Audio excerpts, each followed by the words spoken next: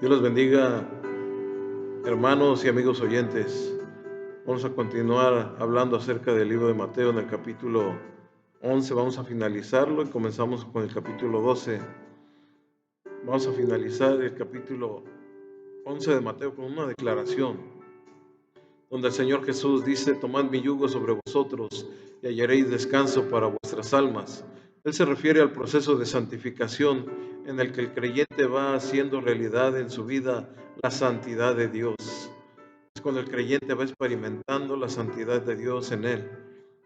Por lo tanto, él también va siendo una persona que se está santificando, una persona que se está acercando a Dios, que está buscando de Dios. Hay un descanso en Jesús cuando una persona está obteniendo su santificación. Hay un descanso en Jesús, un descanso que el Señor nos da, y que ese descanso es el descanso de la redención, el descanso del perdón, el descanso de ya no tener la carga del pecado. También un descanso que el creyente experimenta, que llega a través de un compromiso, de una consagración a Cristo. Cuando te hayas comprometido con el Señor Jesucristo, no tendrás que preocuparte por ser reconocido por los demás.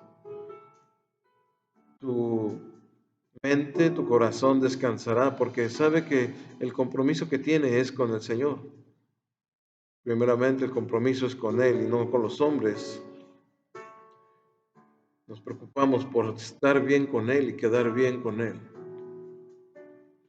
No tendrás que maniobrar para ocupar un determinado lugar o posición. Cuando estés unido a Cristo por ese yugo, Él te colocará exactamente donde Él quiere que estés. Y será también el mejor lugar para ti o para mí. Esto es lo que hará el Señor cuando nosotros tomamos su yugo sobre nosotros, y Él traerá descanso para nuestras vidas. Ahora en Mateo capítulo 12 vamos a comenzar este capítulo donde los discípulos del Maestro recogen espigas en el día de reposo. Dice la palabra del Señor, Mateo capítulo 12, verso 1 en adelante. En aquel día iba Jesús por los sembrados en un día de reposo, y sus discípulos tuvieron hambre y comenzaron a arrancar espigas y a comer. Viéndolo los fariseos, le dijeron: he aquí tus discípulos hacen lo que no es lícito hacer en el día de reposo. Pero él les dijo: ¿no habéis leído lo que hizo David cuando él y los que con él estaban tuvieron hambre? ¿Cómo entró en los panes de la proposición, que no les era lícito comer, ni a él ni a los que con él estaban, sino solamente a los sacerdotes? ¿O no habéis leído en la ley cómo en el día de reposo los sacerdotes en el templo profanan el día de reposo y son sin culpa? Pues os digo que uno mayor que el templo está aquí. Y si supieseis qué significa misericordia quiero y no sacrificio, no condenarías a los inocentes, porque el Hijo del Hombre es el Señor, el día de reposo. Aquí nos encontramos con una escena, hermano, donde los fariseos, observando que los discípulos de Jesús, era la época de primavera y los discípulos tenían hambre, arrancaban espigas y comían los granos en el día sábado. Rápidamente estos hombres señalaron este acto como algo malo y le reprocharon a Jesús esa conducta. Lo que estos hombres estaban haciendo es que estaban comiendo las espigas, y el Señor Jesús nombra a los fariseos algo que tal vez ellos nunca pensaron que les iba a decir. Cuando ellos decían: tus discípulos están haciendo lo que no está permitido en el sábado, los fariseos afirmaban que arrancar espigas y frotarlas con las manos para sacar el grano es lo mismo que segar y trillar. Tiene un punto de vista estricto sobre lo que es trabajar, que convierten la ley del sábado en una carga, y por eso el Señor les dijo que ponían cargas que ni siquiera ellos mismos podían llevar, cuando lo que Dios quería era que fuera un día feliz, un día refrescante en el sentido espiritual. Esto tenía que ser el sábado, hermano. El día de reposo era un día para reposar, para descansar. Jesús los corrige poniéndoles dos ejemplos que demuestra que Jehová nunca quiso que la ley del sábado se aplicara de esa manera tan rigurosa y que fuera una carga para ellos. Primero les habla de David y sus hombres, la ocasión en que David y sus hombres tuvieron hambre y se comieron los panes de la presentación en el tabernáculo. Los únicos que podían comer este pan eran los sacerdotes. En esta ocasión, David todavía no era rey, pero iba con sus hombres, con sus guerreros, y tuvieron hambre. No tenían que comer. Cuando David le pide al sacerdote los panes de la proposición, y el sacerdote pues no tenía nada que ofrecerles más lo que estaba en el templo y que era ese pan. Les ofreció ese pan para que ellos lo comieran. Y fue así, hermanos, los únicos que podían comer ese pan eran los sacerdotes, una vez que lo retiraban del tabernáculo y lo sustituían por pan fresco. Sin embargo, hermanos, a vista de las circunstancias, todo el relato bíblico, Dios no condenó a David. En ningún punto de la escritura Dios condenó a David por haberse comido los panes de la proposición. En ningún punto bíblico tampoco el Señor juzga o señala a los hombres de David también por comerse esos panes. Por otro lado, alguien pensará que los discípulos de Jesús que iban recogiendo las espigas estaban robando, pero esto no es así, hermano. La ley de Israel, hermano, permite a la gente que viaja pasar por un área para cegar una pequeña porción de comida en los campos y poder comer. En Deuteronomio capítulo 23, verso 25 dice, cuando entres en la viña de tu prójimo, podrás comer uvas hasta saciarte, pero no pondrás en tu cesto. Cuando entres en la mies de tu prójimo, podrás arrancar espigas con tu mano, mas no aplicarás hoz en la mies de tu prójimo. Era un mandato, hermano, era una ley para los agricultores no cosechar completamente los sembradíos para dejar algo para los que viajaban o para los pobres, para que los pobres también pudieran comer y saciar su hambre, para que los que viajaban pudieran también saciar su hambre, pero no podían tomar para llevar. En los ojos de los líderes religiosos, los discípulos del maestro eran culpables. Para ellos estaban haciendo estos trabajos, hermano, que no se comparan en nada con lo que ellos estaban haciendo. Para los líderes religiosos, ellos estaban cosechando, estaban trillando, estaban aventando, estaban preparando comida. Esto representa 4 violaciones al día de reposo en un bocado que ellos estaban llevando, hermano, para saciar su hambre.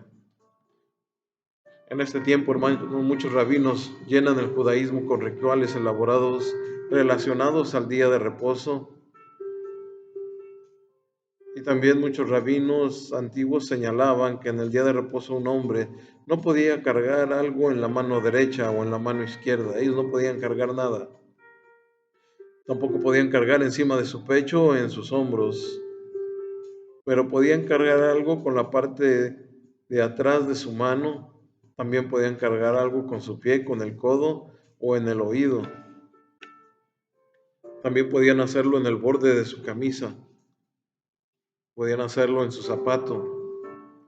En el día de reposo estaba prohibido atar un nudo, excepto a una mujer. Ella podía atar un nudo en su faja, así que si esta mujer quería atar un nudo en cualquier otra cosa, no podía hacerlo más que fuera en su faja. Así que tenía que ideárselas.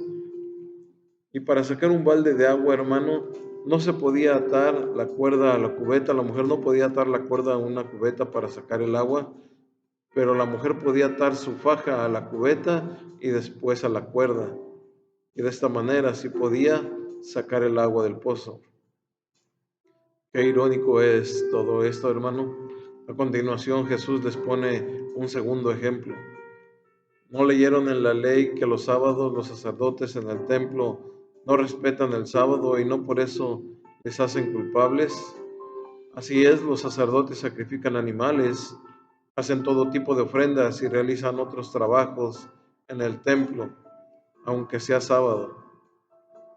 Los sacerdotes estaban realizando este tipo de trabajos rituales en el templo, hermano, y no por ello, hermano, eran señalados, no por ello ellos eran puestos como culpables de violar la ley, pues lo estaban haciendo en el templo. Entonces Jesús añade a esto, pues yo les digo que aquí tienen algo más importante que el templo. Tal vez porque ellos estaban en el templo, eso dejaba de ser, hermano, algo señalado o juzgado. Pero sin embargo el Señor les dice que hay alguien más importante que el templo. Jesús es más grande que el templo.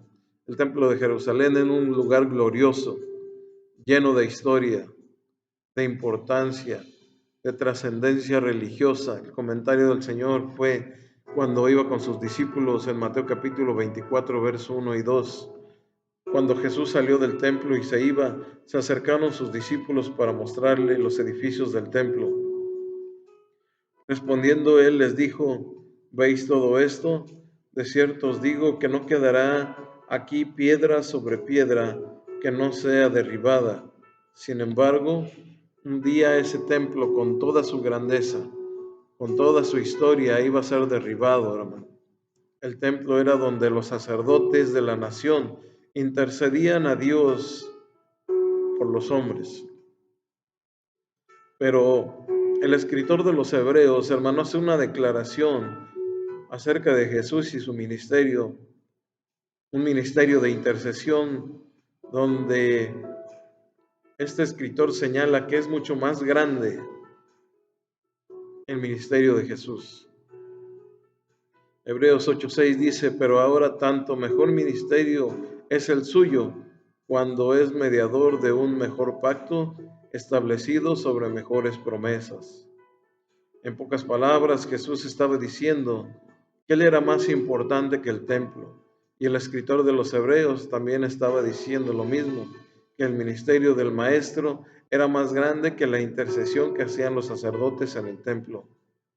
La manera de persecución de los fariseos, hermano, era tan pronunciada que para ellos era más fácil juzgar y señalar, pero el Maestro cita la palabra que dice en el libro de Oseas: misericordia quiero y no sacrificio. Dice Dios en su palabra: en lugar de ofrecerme sacrificios, quiero que sean misericordiosos con los demás. No vine a invitar a personas a que sean mis seguidores. Nuestro Dios viene a llamar a los pecadores a que se arrepientan. Lo que Dios quiere, hermano, es misericordia sin sacrificio ya de animales. Esta gran bondad de Dios para con nosotros, porque Él no vino a llamar personas respetables, sino a los perdidos, a los separados, a los olvidados. El anhelo de Dios es que tengas misericordia con tus hermanos. Esta es la cita de Oseas capítulo 6, verso 6. Y no solo nos dice Dios que quiere que amemos a las personas, más de lo que quiere que observemos su santidad como un ritual. Nos dice que su deseo más profundo, lo que es más importante para Él, es que todo el mundo se arrepienta, que todas las personas se acerquen a Él, que los que ya le conocen seamos misericordiosos. Él ya no quiere sacrificios humanos, no quiere sacrificios de animales. Y dice en su palabra que presentemos a Él solamente nuestro cuerpo en sacrificio vivo y santo, agradable a Dios. Un sacrificio de alabanza, un sacrificio de adoración. Hay muchas personas que vienen a Él, le buscan y experimentan su amor. Y hay un momento dado en la vida del cristiano donde se siente limpio, donde se siente libre, donde se siente libre de carga, se siente descansado. Y el Señor le pide que empiece a aplicar la misericordia y ya no sacrificios. Recordemos, los recaudadores de impuestos y otros marginados se habían reunido en la casa de Mateo para un banquete con Jesús en el centro de la fiesta, del bullicio. Jesús y sus seguidores se sentaron a la mesa.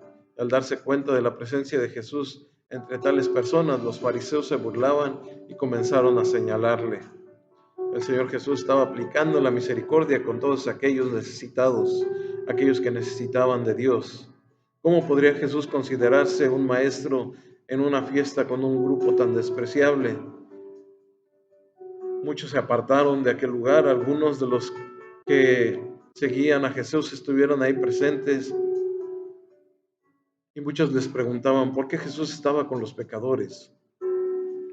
Al escuchar su pregunta, Jesús respondió: ¿acaso no son los enfermos los que necesitan un médico? Los ciegos que estaban, tan ciegos que estaban los líderes religiosos, hermano, que esto les causaba asombro.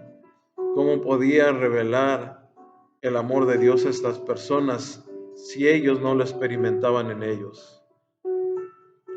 Jesús entonces, hermano, amonestó a los fariseos y él les dice que vayan y que aprendan esto.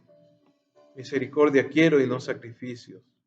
Citaba el libro de Oseas, quien un profeta siglos antes había condenado a los judíos por intentar disculpar su idolatría, su opresión a los pobres, al ofrecer sacrificios de animales. Dios siempre valora la misericordia sobre el sacrificio. Y eso es lo que Dios quiere que nosotros aprendamos. Vamos a continuar en un siguiente video, hermano, hablando del capítulo 12 de Mateo, esperando que estos videos sean de bendición para su vida. Damos gracias a Dios por estas oportunidades que Él nos brinda. Vamos a seguir escudriñando su palabra. Bendiciones.